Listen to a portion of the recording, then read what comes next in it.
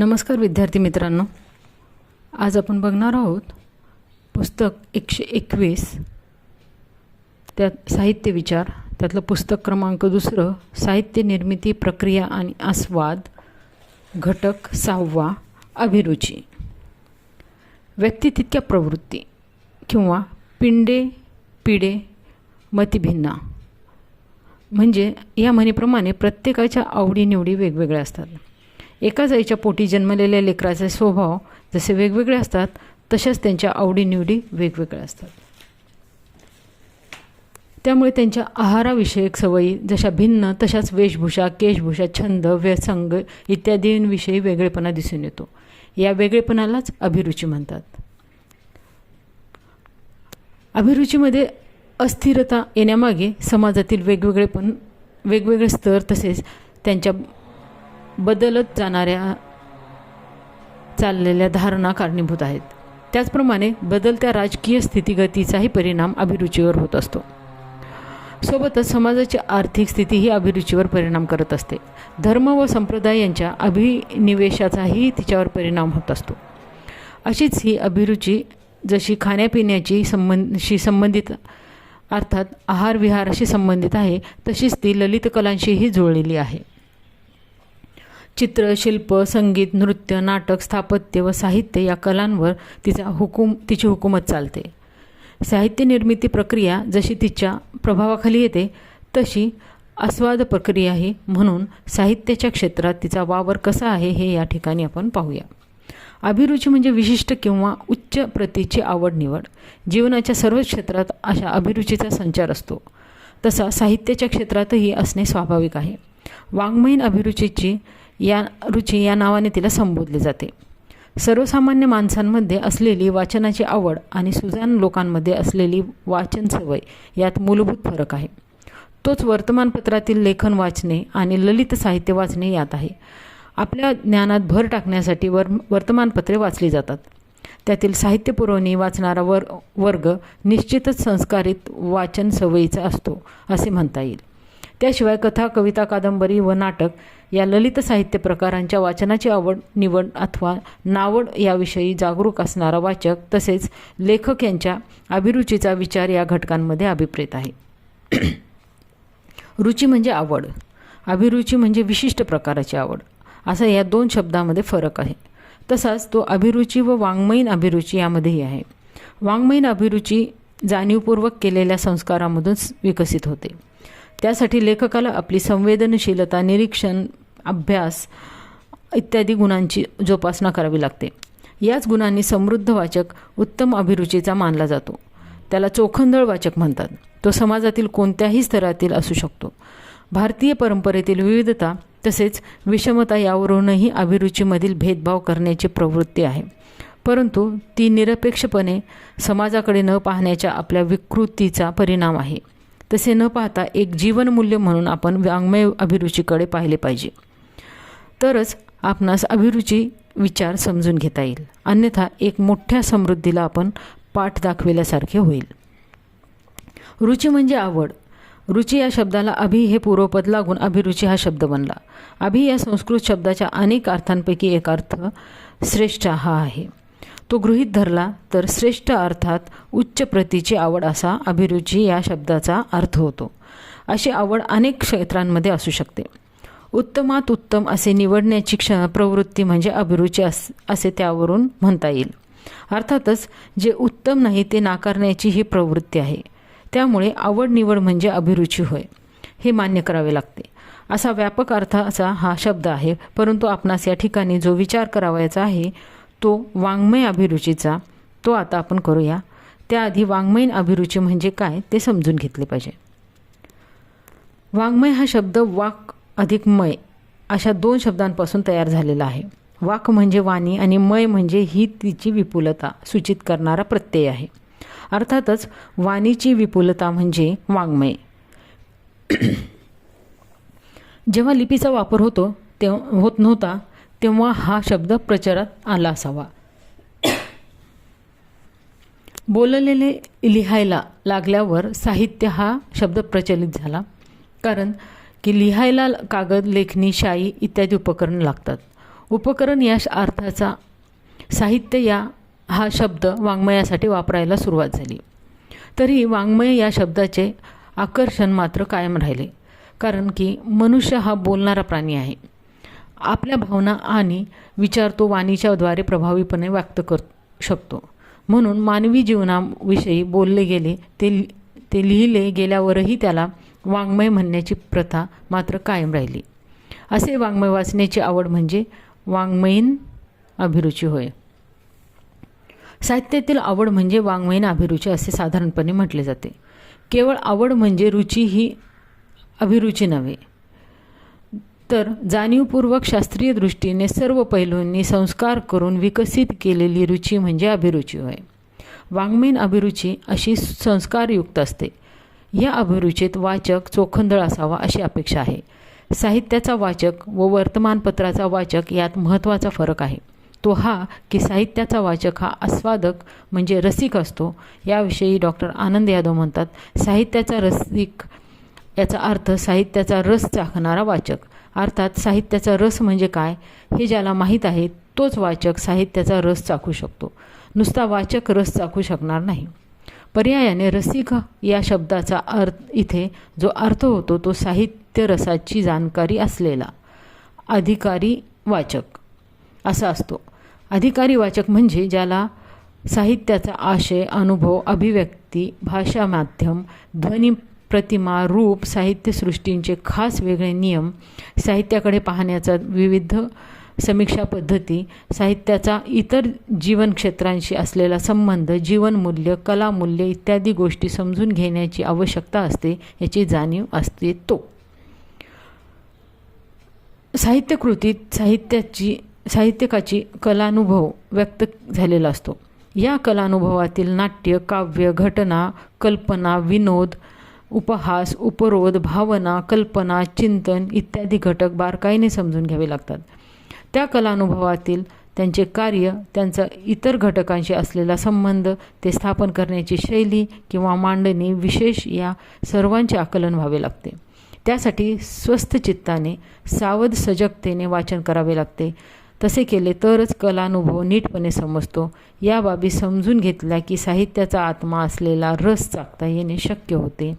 अन्यथा चोथ्यालाच रस मानण्याची चूक होऊ शकते. वाचकाचा रसिक होण्यासाठी या अभ्यासाची किंवा ज्ञानाची गरज असते.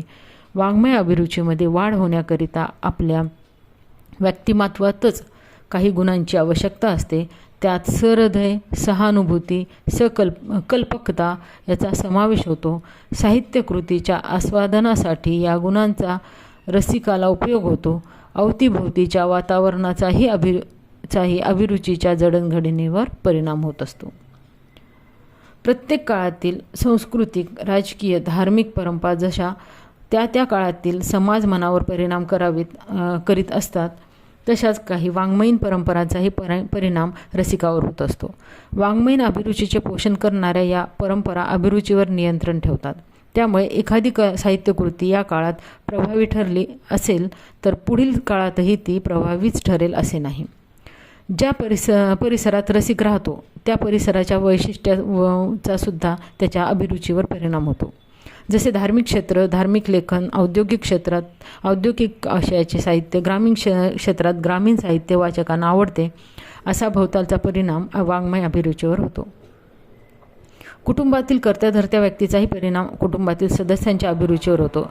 तसंच त्या सामाजिक स्तरात वाचकाचे जीवन व्यतीत झाले आहे त्याचाही परिणाम त्याच्या अभिरुचीवर होतो. वृत्तपत्रातून येणारी साहित्यकृतींची परीक्षणे सुद्धा आपली अभिरुची बदलण्यास कारणीभूत ठरू शकतात. साहित्य संस्था, शासकीय पुरस्कार, अनुदाने, योजना इत्यादींचाही प्रभाव रसिकांच्या अभिरुचीवर परिणामकारक ठरतो. पुस्तक प्रकाशित करणाऱ्या संस्थांच्या जाहिरातीचाही परिणाम रसिकांच्या अभिरुचीवर होऊ शकतो. ज्याप्रमाणे रसिक वाचकांच्या अभिरुचीवर हे बाह्य घटक परिणाम करवितात, तसेच ते लेखकांच्या अभिरुचीवरही करवितात. शालेय जीवनात विद्यार्थी शिक्षकांना आपला आदर्श मानतात. त्यामुळे शिक्षकांच्या मार्गदर्शनातूनही विद्यार्थ्यांची वाङ्मयीन अभिरुची घडत असते. या साऱ्या बाह्य घटकांचा कळत नकळत परिणाम रसिकावर होत असतो. हा परिणाम ग्रहण करण्याची क्षमतासुद्धा कमी अधिक असू शकते. त्यामुळे वाङ्मयीन अभिरुचीविषयी नेमकेपणे निष्कर्ष काढता येत नाहीत. अतिशय चंचल अस्थिर असे अभिरुचींचे स्वरूप असते. समाजाच्या बदलाचा परिणाम अभिरुचीवर होऊ शकतो. त्याचबरोबर व्यक्तीच्या अभिरुचीचाही परिणाम समाजावर होऊ शकतो. त्यावरून अभिरुचीचे स्तर ठरतात. साहित्यकृतीतील घटनांना प्राधान्य देणारा पहिला स्तर प्राथमिक स्वरूपाचा असतो. दुसरा स्तर साहित्यातील मानवी जीवनामुळे साहित्याला प्राप्त झालेले सौंदर्य शोधण्याचा, तर तिसरा स्तर बौद्धिक असतो. साधारणपणे सौंदर्यस्वाद घेण्याची प्रवृत्ती रसिक वाचकांची असते. याविषयी ठामपणे विधान करता येत नाही, कारण की त्यांच्या सीमारेषा एकमेकीत मिसळलेल्या असतात. याविषयी विवेचन करताना डॉक्टर आनंद यादव म्हणतात, अभिरुचीचा विकास प्रत्येक व्यक्तीने आपापल्या वैयक्तिक पातळीवरच साधण्याची आवश्यकता असते. कारण साहित्यकृतीचे वाचन ही अंतिम वैयक्तिक घटना असते. आपण कोणती साहित्यकृती आस्वादायचे याचे स्वातंत्र्य व्यक्तीला पूर्णपणे असते. त्यामुळे अभिव्यक्तीचा विकास वैयक्तिक पातळीवर करणे सोपे सोयीचे आहे आणि आनंदाचेही असते. विकासासाठी आरंभी सांगितलेले अभ्यास, संवेदनाशीलता, सहृदयता, सहानुभूती, कल्पकता हेच घटक अधिक निर्णायक ठरतात. बाह्य घटक कमी निर्णायक ठरतात. याचे भान ठेवण्याची आवश्यकता आहे. वाङ्मयीन अभिरुचीच्या विकासात बाह्य घटकांपेक्षा व्यक्तिगत जडणघडण महत्त्वाची ठरते. ती मधून वाङ्मयीन भूमिका ठरत असते. संत ज्ञानेश्वरांनी आपल्या श्रोत्यांची भूमिका कशी असावी याविषयी पुढील ओवींमध्ये अपेक्षा केली आहे. ती अशी: शारदेची या चंद्रकळे, माझी अमृतकन कोवळे, ते वेचोनी मने मवाळे, चकोर तलगे, तया परिश्रोता अनुभवावी हे कथा, अति हळुवारपणे चित्ता अनोनिया. चकोर पक्षी पौर्णिमेच्या चांदण्यावर जगतो अशी एक कविकल्पना आहे. चकोराची पिले जशी हळुवारपणे चांदणे टिपतील तसा हळुवारपणा श्रोत्यांनी अवलंबून आपले निरूपण ऐकावे अशी ज्ञानेश्वरांची अपेक्षा आहे. आपल्या विवेचनातील उणिवा पूर्ण करून अधिक जे असेल ते बाजूला सारून स्वीकारावे असे ते म्हणतात. तरी न्यून ते पुरते, अधिक ते सरते, करून घ्यावे ते तुमते, विनविती असे ज्ञानेश्वरी. रसिकांनी रसस्वाद कसा घ्यावा याविषयी त्यांच्या अपेक्षा सुसंस्कृत अभिरुचीचा श्रोता पूर्ण करू शकेल असे ज्ञानेश्वरांना या ओवींमधून सुचवायचे आहे. हे मात्र निश्चित. सुसंस्कृत व असंस्कृत अशा दोन परस्पर विरोधी अवस्थेतील वाङ्मय अभिरुचीची प्रतवारी काही अभ्यासकांनी केली आहे. तिचा परामर्श या ठिकाणी थोडक्यात घेऊयात.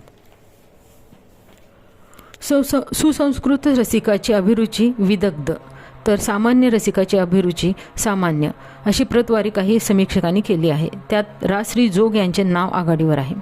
मराठी वाङ्मय अभिरुचीचे विहंगम लोकन या ग्रंथात त्यांनी विदग्ध रसिकाची लक्षणे सांगितली आहेत. संस्कृत साहित्याची आवड ज्यांना आहे त्यांची अभिरुची विदग्ध असते हे त्यांच्या विवेचनाचे सार आहे. त्यावर आक्षेप घेताना गोम कुलकर्णी म्हणतात की त्यांची भूमिका केवलपणे विदग्ध संस्कृत साहित्यशास्त्राला अनुसरणारी असल्यामुळे आजच्या बहुजनाभिमुख बदलत्या सांस्कृतिक पर्यावरणदृष्ट्या अपुरी एकारल्यासारखी वाटते. त्यांचा या संदर्भातील औचित्य विचारही तसा स्थितिनिष्ठ वाटतो. औचित्य विचाराचे त्यांचे सूत्र सर्वसामान्यपणे ठीक असले तरी पुष्कळदा वाङ्मय व्यवहारात किंवा कला व्यवहारात औचित्याचा विवेक फोल ठरावावा लागतो. याचे असावे तेवढे भान प्रस्तुत अभिरुची विचारात नाही. प्राध्यापक गोम कुलकर्णी यांनी रा.श्री. जोगांच्या अभिरुची विषयक विचारातील उणिवा दाखविण्यात त्यात आजच्या बहुजनाभिमुख बदलत्या सांस्कृतिक पर्यावरणाचा चे भान नसल्याचे तक्रार केली आहे. रा.श्री. जोग यांनी मराठी वाङ्मय अभिरुचीचे विहंगम लोकन हे पुस्तक 1959 प्रकाशित केले. त्यामुळे त्यात 1960 नंतर मराठी साहित्यात निर्माण झालेल्या विविध प्रवाहांचा समावेश नसणे स्वाभाविक आहे. त्याचबरोबर त्यांचे वाङ्मयीन भरणपोषण विदग्ध संस्कृत वाङ्मयाच्या आस्वादातून झाल्यामुळे त्यांना त्याविषयी विशेष आस्था असणेही स्वाभाविक होते. परंतु त्यांच्या या भूमिकेमुळे संस्कृतेतर साहित्य व साहित्यात व्यक्त झालेले समाज जीवन आणि त्या समाजाची अभिरुची यावर मात्र अन्याय झाला आहे. हे मात्र निश्चित. प्रस्थापित समीक्षा व्यवहार अशा आरोपांनी नेहमीच शंकेच्या भोवऱ्यात सापडत राहिले आहेत. त्यामुळे डॉक्टर श्र. केतकर तत्कालीन मराठी साहित्याला सदाशिव पेठी साहित्य म्हटले होते. हे केवळ मराठी व भारतीय साहित्याचा बाबतीतच घडले असे नाही, तर जागतिक साहित्याचाही हाच प्रकार घडलेला आहे. त्याविषयी थोडक्यात माहिती पाहूया.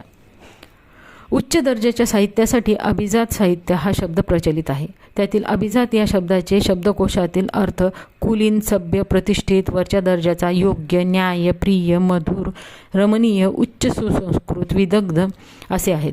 यातून दर्जासोबतच उच्च नीचतेचे संदर्भ सूचित होतात. अभिजात या संस्कृत शब्दासाठी इंग्रजीत क्लासिकल हा शब्द वापरण्यात येतो. क्लास या शब्दाला प्रत्यय लागून तो तयार झालेला आहे. यात विशिष्ट वर्गाचे क्लासिकल याशिवाय उरलेल्यांना मास असे म्हणजे सामान्य लोक असे म्हणतात. मास या शब्दाला प्रत्यय लावून क्लासिकल प्रमाणेच मासिकल शब्द तयार होऊ शकेल. लेखकांचे असे दोन वर्ग कल्पून ऑल जेलियस या लॅटिन लेखकाने इसवी सनच्या 2ऱ्या शतकात स्क्रिप्टर क्लासिकल आणि स्क्रिप्टर प्रोलेटेरियस अशी नावे त्यांना दिली होती. यातील पहिला अभिजात लेखकांचा तर दुसरा बहुजात लेखकांचा होता. अभिजनांचे ते अभिजात तर बहुजनांचे ते बहुजात असे या ठिकाणी अभिप्रेत आहे. अभि या संस्कृत शब्दाचा अर्थ विशिष्ट, श्रेष्ठ, कुलीन, घरंदाज असा होतो. त्यामुळे अभिजात या शब्दाचा अर्थ अशा वर्गाच्या हितसंबंधाची जपणूक करणारे असा होतो. या उलट बहुजन म्हणजे दलित, आदिवासी, अन्य मागासवर्गीय, धर्मीय, अल्पसंख्याक यांच्या भावना विश्वाला चरित्र करणारे साहित्य म्हणजे बहुजात साहित्य होय. असे दोन प्रवाह सतत एकमेकांशी समांतर स्वरूपात कार्यरत असतात. श्री म माटे यांनी याविषयी एक लेख लिहिला होता. श्री म माटे यांनी भाषाभिवृद्धीची सामाजिक दृष्टी या लेखामध्ये केलेल्या अपेक्षेप्रमाणे विविध जाती जमातीतील प्रतिभावंत आज साहित्य निर्मिती करायला लागले आहेत. त्यामुळे मराठी भाषा व साहित्य समृद्ध होत आहे यात शंका नाही. या साहित्यातून निर्माण होणारी अभिरुची बहुजात स्वरूपाची आहे.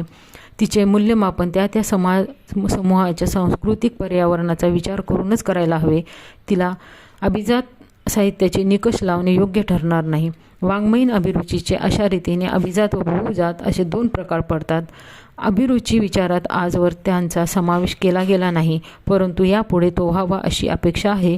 त्यावर अभिरुची विचारात लेखकासोबतचे वाचक हा घटकही महत्त्वाचा आहे, त्याचाही विचार करायला हवा. मराठी वाचक आणि त्यांची वाङ्मयीन अभिरुची या शीर्षकाचा एक ग्रंथ 2006 प्रकाशित झाला व त्याचे लेखक आहेत डॉक्टर शरद कळणावत. अमरावती विद्यापीठातील पहिली आचार्य पदवी 1986 या विषयावर त्यांना प्राप्त झाली. श्रोता, प्रेक्षक व वाचक यांच्या अभिरुचीविषयी या ग्रंथात विस्तृत विवेचन आलेले आहे. अभिरुची व वाङ्मय अभिरुची असा भेद करता येत नाही. त्याप्रमाणेच उच्च व हीन असे प्रकारही अभिरुचीचे करणे योग्य नव्हेत, अशी मते या पुस्तकात मांडली आहेत. अशा प्रकारचे भेद करण्यामागील कारणे सांगताना डॉक्टर कळणावत म्हणतात, सामान्य असामान्य द्वैत व्यावहारिक जीवनातही फार प्राचीन आहेत. केवळ वाङ्मयाचे क्षेत्र घेतले तरी त्यात ज्ञानी पंडितांचा, अहमान्य बुद्धिवंतांचा एक समांतर प्रवाह इतिहासात प्रत्येक काळात दिसून येतो. साहित्य, संगीत, कला विहीन म्हणून ते ज्या अज्ञ लोकांना कमी लेखत असतात, ज्यांचे जीवन त्यांना पशुतुल्य व म्हणून कधी करुणास्पद तर कधी तुच्छ वाटत असते, त्यांचाही एक फार मोठा वर्ग साहित्याचा आस्वाद घेणारा पण तरीही साहित्य प्रांतातला उपेक्षित म्हणून दिसतो. ज्ञानेश्वरीतील श्रोता अथवा तुकारामाचे अभंग केवळ भक्तिभावाने श्रवण करणारा नव्हे तर समजून त्यात रंगून जाणारा वर्ग हा शास्त्री पंडितांचा अहंकारी धर्म मार्तंडाचा नसतो, तर निपट अज्ञानी सबविधीन मलिनहीन अशा शरणागताचा असतो. या अनुराधाने केनोपनिषदातील ज्याला वाटते मला ब्रह्म समजले नाही त्याला ब्रह्म समजले, ज्याला वाटते मला ब्रह्माचे ज्ञान झाले त्याला ब्रह्माचे ज्ञान झाले नाही, आपल्याला ब्रह्माचे विशेष ज्ञान झाले असे ज्यांना वाटते त्यांना ब्रह्माचे मुळीच ज्ञान झाले नाही, आपल्याला ब्रह्माचे मुळीच ज्ञान झाले नाही असे ज्यांना वाटते त्यांना ब्रह्माचे ज्ञान झाले असे समजावे. हे वचन मोठे सूचक आहे. आम्हाला ज्ञान झाले असे सांगणाऱ्यांबद्दल ज्ञानेश्वरांनीही असाच अभिप्राय दिला आहे. साक्षर, अशिक्षित, बहुश्रुत, ज्ञानी, पंडित अभिरुची ही सामान्यपणे श्रेष्ठ समजली जाते. अनेक शास्त्रांचे अध्ययन करणारी सूक्ष्मदृष्टी ही परिष्कृत अभिरुची. गावंढळ माणूस ज्याला वाङ्मयाची व्याख्याही माहीत नाही त्याची अभिरुची ती काय असणार. आणि म्हणून वारंवार उच्च अभिरुची वाढवली पाहिजे असे उद्गार साहित्यिक मेळाव्यातून, भाषणातून, ग्रंथातून काढले जातात. एखाद्या समीक्षकाने थोडेसे डिवचताच उलटून दंश करण्यात जे सभ्यतेची कोणतीही मर्यादा पाळत नाहीत, तेच बहुजन समाजाची अभिरुचीहीन किंवा हीन नव्हे तर निदान अतिसामान्य तरी मानतात. या विवेचनातून डॉक्टर शरद कळणावत यांनी अभिरुची विचारातील अभिजन बहुजन असा भेद करण्याचा समीक्षकांच्या सवयीवरील आपले लक्ष वेधले आहे. विशेषतः अशा कारणांनी अभिरुचीतील हीनता मानण्यास त्यांचा विरोध आहे. त्यामुळे त्यांचा विचार हा बहुजात विचार आहे असे मानायला हरकत नाही. डॉक्टर यशवंत मनोहर म्हणतात की कोणत्याही वाङ्मयीन संस्कृतीत जसे जाणकार आणि चिकित्सक आस्वादक असतात तसे सामान्य वाचकही असतात. सामान्य वाचक हा आपल्या दैनंदिन जीवनात व्यग्र असतो. त्याच्या धावपळीच्या जीवनात त्याला आणि त्याच्या थकल्या भागल्या मनाला विरंगुळा हवा असतो. वाङ्मयाकडून वाचकाच्या फार कमी अपेक्षा असतात. साहित्याचे त्याचे वाचन त्यामुळे लोकप्रिय साहित्य पुरते मर्यादित असते. दर्जेदार साहित्य त्याच्या वाचन परिसराबाहेरच बहुधा राहून गेले असते. जनता हे काव्याचे शेवटचे न्यायासन आहे. उच्च प्रतीच्या ग्रंथाची योग्यता जनतेस आपोआपच समजते. हे डॉक्टर श्र.वि. केतकरांचे विधान जरा सावधपणे स्वीकारले पाहिजे. धार्मिक अभिरुचीच्या संदर्भात हे विधान काहीसे खरे मानता येईल. डॉक्टर मनोहरांचे हे विधान अभिजन व बहुजन अशा दोन्ही वर्गामधील सामान्य वाचकाबद्दल आहे. ते तथाकथित सामान्य वर्गातील सुजान वाचकाबद्दल नाही, हे येथे आपण लक्षात घेतले पाहिजे. अभिरुची विचार प्रामुख्याने लेखन केंद्रित अधिक झाला आहे. वाचकाकडे त्या मानाने फारच कमी लक्ष त्यात दिले गेले आहे. त्या दृष्टीने डॉक्टर शरद कळणावत यांनी केलेला प्रयत्न ऐतिहासिक स्वरूपाचा आहे हे मान्य करावे लागेल. यानंतर आपण संस्कृत व पाश्चात्य साहित्यातील अभिरुचीचा विचार थोडक्यात परामर्श घेऊया. औचित्य संप्रदाय या नावाने संस्कृत साहित्यशास्त्रामध्ये एक विचार प्रणाली प्रचलित आहे. औचित्य विचार या नावानेही ती ओळखली जाते. रस, ध्वनी इत्यादी समस्त काव्यतत्वाची मूल भावना या नात्याने औचित्य भावना आहे असे या विचारात मानले जाते. औचित्याचे रक्षण केले पाहिजे असे सर्वच प्राचीन साहित्यशास्त्रज्ञांनी सांगितले आहे. इसवी सनच्या 11व्या शतकातील क्षेमेंद्रने औचित्य विचार चर्चा या शीर्षकाचा एक ग्रंथ लिहून या विचारावर विशेष प्रकाश टाकला आहे. तो म्हणतो की औचित्य हाच रसाचा प्राण आहे. कोणत्याही वस्तूसह वर्णन केल्यास ते रसाला अनुकूल होईल त्याचा विचार करणे म्हणजे उचित व उचिताचा भाव हे औचित्य होय. क्षेमेंद्रच्या या विचाराने मूळ 9व्या शतकातील आनंदवर्धन व 10व्या शतकातील अभिनवगुप्त यांच्या सिद्धांतामध्येही आहे. भरताच्या नाट्यशास्त्रातही या विचाराची बीजे सापडतात. याविषयी डॉक्टर यशवंत मनोहर म्हणतात, क्षेमेंद्रच्या औचित्य या संकल्पनेचाही विचार अभिरुचीशी निगडीत आहे. जे ज्याला अनुरूप ते त्यास उचित असते आणि या उचिताच्या आशयाला औचित्य म्हणावे असे क्षेमेंद्रने म्हटले आहे. उचित काय हे पुन्हा व्यक्तीच्या जीवनविषयक कल्पनेप्रमाणे ठरते. औचित्य ही एक संकल्पना आहे आणि तिचा आशय ही संकल्पना वापरण्याच्या भूमिकेनुसार ठरणे क्रमप्राप्त आहे. चैतन्यवादी आणि इहवादी या दोन्ही भूमिकांना अभिप्रेत अशा आशय परस्पर विरोधी असणे अटळ आहे. सत्य, इष्ट आणि सुंदर या सर्व संकल्पना एकशय्य नाहीत. जीवनात तत्त्वज्ञान संघर्ष असेल तर त्या समाजातील प्रत्येक संकल्पना वेगवेगळ्या अर्थाची द्योतक असणे अटळ आहे. औचित्य ही संकल्पना इहवादी सामाजिक न्याय या तत्त्वज्ञानाच्या इच्छेनुसार सुसंगतपणे वापरली जात असेल तरच ती मान्य करता येईल. वरील अवतरणात समाजातील स्तरभेद व त्यावर आधारित तत्त्वज्ञानाचा संघर्ष गृहीत धरलेला आहे. या संघर्षात सामाजिक न्यायाशी सुसंगत औचित्य विचार मानवी अशी अपेक्षा आहे. पाश्चात्य साहित्य विचारातही अभिरुचीवर भरपूर विचारमंथन झालेले आहे. इमॅन्युएल कांट या तत्त्वज्ञाने अभिरुचीविषयी म्हटले आहे की सुंदर गोष्टींची सुंदर म्हणून मूल्यमापन करण्यासाठी अभिरुचीची गरज असते. सुंदर गोष्ट निर्माण करण्याचे कार्य मात्र प्रतिभा करत असते. कलावंतांच्या सर्व क्रियांचे नियंत्रण त्याच्या या प्रशिक्षित अभिरुचीद्वारे होते. अभिरुची ही आलोचनात्मक मनशक्ती आहे, ती नवनिर्मितीक्षम मनशक्ती नव्हे. काही कृतींमध्ये प्रतिभा असते पण अभिरुची नसते, तर काही कृतींमध्ये त्याच्या उलट घडते. खऱ्या ललित कलाकृतीत प्रतिभा व अभिरुची दोन्ही असायला हव्यात.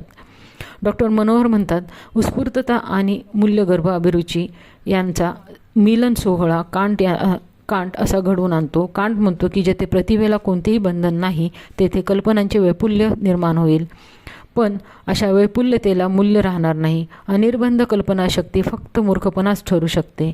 प्रतिभेच्या नियमरहिततेने निर्मिलेली विपुलता अभिरुचीच्या नियमिततेने बांधली जाते. कांटच्या या अभिरुचीविषयक विचाराचा प्रभाव जसा जगभरातील सौंदर्यशास्त्रज्ञांवर आहे तसाच तो मराठीतील समीक्षांवरही असणे स्वाभाविक आहे. I.S. रिचर्ड्स अभिरुचीविषयी म्हणतो, एकूण सजीवांच्या जीवनक्रमाचा व्यवहारच असंघटिताकडून संघटिताकडे, गोंधळाकडून व्यवस्थापनाकडे व सुसंगतीकडे चाललेला असतो. ही क्रिया चालू असताना काही बाबी चांगल्या ठरतात, पण चांगल्या बाबी आवडल्या असतीलच याची खात्री देता येत नाही आणि आवडणाऱ्या बाबी चांगल्या असतीलच अशीही खात्री देता येत नाही. अभिरुचीचा प्रश्न ह्याच्याशी निगडीत आहे. जे चांगले आहे ते वांछनीय व आवडते होत जाणे म्हणजे अभिरुची व तिचा विकास होणे. अभिरुचीविषयी रिचर्ड्सने चिंतनही मोलाचे आहे. याविषयी अनेक पाश्चात्य विचारवंतांनी अभिरुचीविषयी चिंतन केले आहे. त्यात नोम चॉम्स्कीचेही चिंतन महत्त्वाचे आहे. एकंदरीत अभिरुची म्हणजे आवड, निवड, नावड होय. वाङ्मयीन अभिरुची संस्काराने तयार होते. प्रत्येक काळातील राजकीय, सामाजिक, सांस्कृतिक, धार्मिक, आर्थिक, भौगोलिक वातावरणाचा परिणाम वाङ्मयीन अभिरुचीवर होत असतो. त्यांना अभिरुचीवर परिणाम घडविणारे बाह्य घटक म्हणतात. राश्री जोग यांनी अभिरुचीची प्रतवारी विदग्ध व सामान्य अशी केली आहे. त्यात बहुजन जनाभिमुख साहित्याला वगळले आहे. वाचकांच्या वाङ्मयीन अभिरुचीवर डॉक्टर शरद कळनावत यांनी प्रबंध लिहिला. त्यात अशी प्रतवारी करण्याचा विरोध केला आहे, परंतु साहित्याच्या स्वरूपावरून वाङ्मय